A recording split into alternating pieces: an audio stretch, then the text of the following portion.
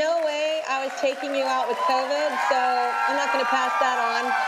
But I love you so much. I'm so stoked that you're here. I'm happy to be Thank you here. for doing this. Oh, good. I know you've got to come back, but I can hug you in person. Anyway, you probably don't even remember the first time we met. I think it was at the Kennedy Center honors. I was honoring Reba. You were being honored as well because I know Adam Lambert was honoring you. And I freaking talked about it for like the rest of the year. I was so excited. You're so cool. And sometimes you don't want to meet your heroes because you're like, what if they're an ass? And you weren't. You were like so cool. And anyway, has anybody ever made you starstruck? Meryl Streep when I first met her. Oh, Meryl, yeah. Well, y'all did the movie together. Silkwood, yeah. And then we became friends, and we've been friends ever since. Oh my gosh, what a friendship. Let's make that movie. So how do you think Jimmy, I know your song's been covered by everybody, but how do you think, did we do all right with your song? It's an iconic song. Nobody really wants to sing. Right, okay. No, it was good. It was great. I love to hear other people. I love to hear other people do the song. It's like when Adam did it, it was so much better than I could have ever done it.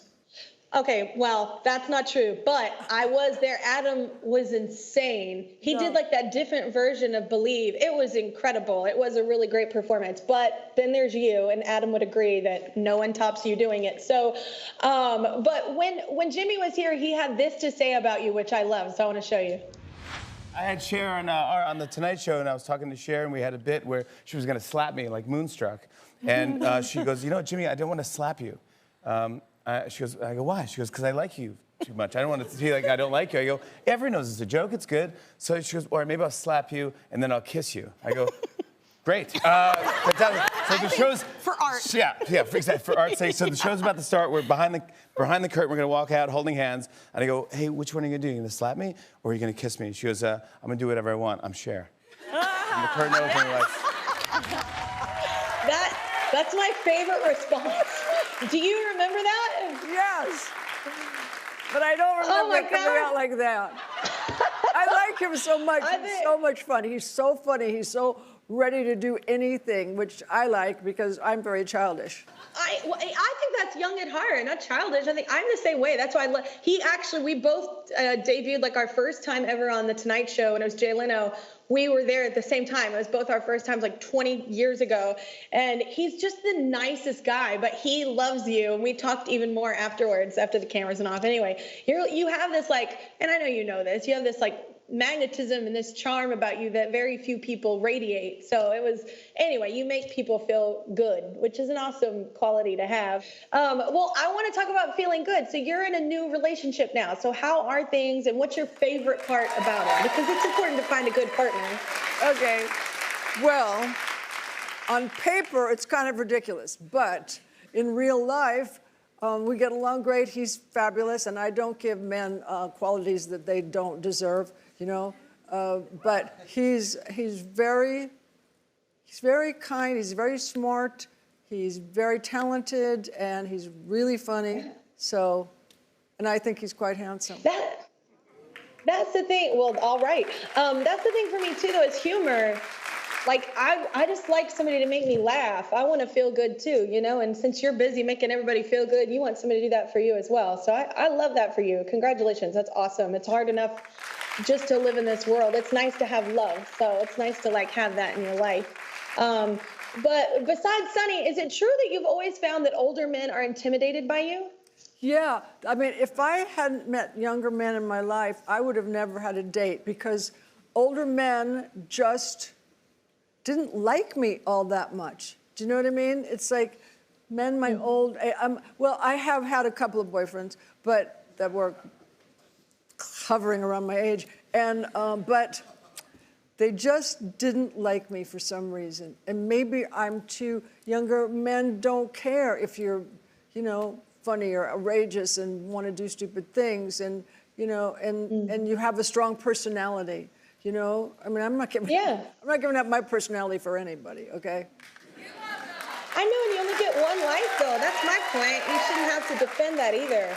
You get one life. Like, if somebody makes you happy, go for it. Like, who cares? But I love that for you. And Dolly Parton showed interest, and I love her. We just had her on the show, and she showed interest in working with you and Cardi B, which I think that trio would be insanely fun. Well, you're right. Would you ever do something? Absolutely. Well, I mean, she and I have been friends for longer than you've been alive, and but I always wanted to work with her. But you know what? People weren't doing this as much back in the day. You know, like, you know, people would go on every once in a while, but it wasn't a thing. You know, it wasn't something that people just went, oh, that would be cool, let's do it. But so no. I do like how music is like that. It's a little more progressive now in the sense of like, because my whole fear, like I wanted to be a background singer, not a lead singer, because I wanted to be able to perform all these different types of music that I fell in love with as a kid and made me the singer I am. And I think that that's what's cool about you. You don't stick to one thing, like you never have. And that's what's so attractive and captivating for me about you musically. But I don't really think that you and Dolly are so outrageous. Like y'all coming together, I think those are just two icons that are just so incredibly impressive musically and as a person, but also you're just like badass musicians and like artists, and like, so I think that would be really cool on the show. Yeah. So. But then you should throw in Cardi B in a rap in the middle of it. Yeah. That would be awesome.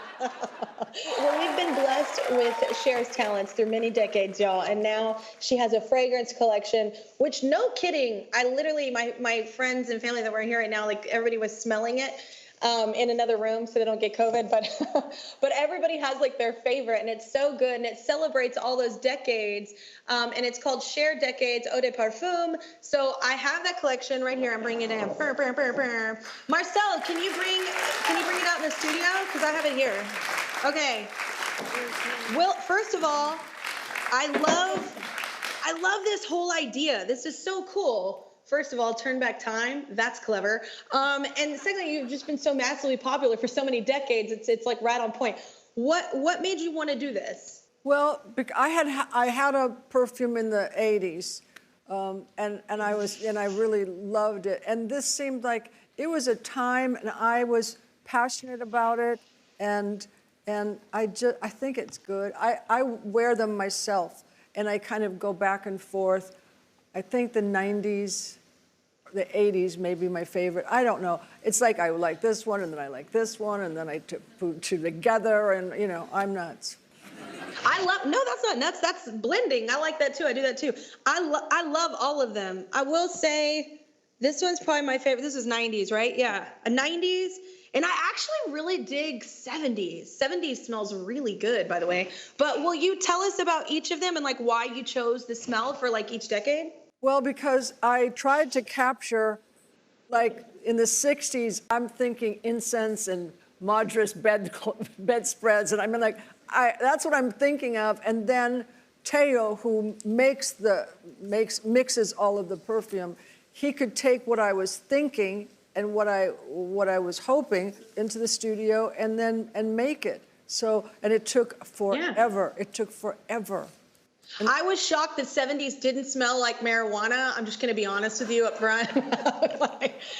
I was like, oh, this one will obviously smell like Willie Nelson's bus. Right. But no, it smells so good. Oh my God, I've been on Willie Nelson's bus. It smells exactly like marijuana.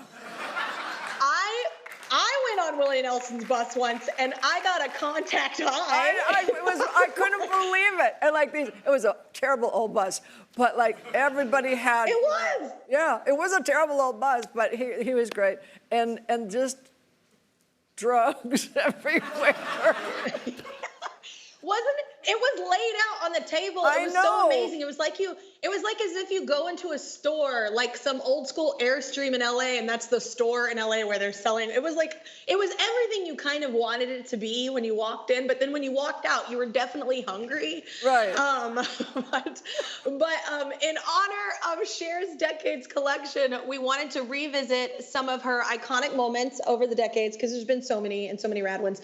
This is Share the Memories. Get it?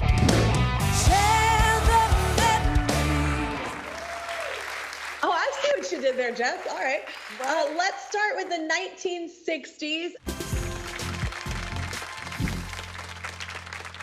Okay, so you started out doing background vocals for did. other artists, which I actually did not know. Like Darlene Love on Christmas, Baby Please Come Home. No one's heard of that. And the Righteous Brothers on You've Lost That Love and Feeling. Like, this is incredible. What do you remember about that? Like, those times, did you know you were gonna, did you want to go out on your own first? Or did you like doing the BGV thing? Like, how did that all go down?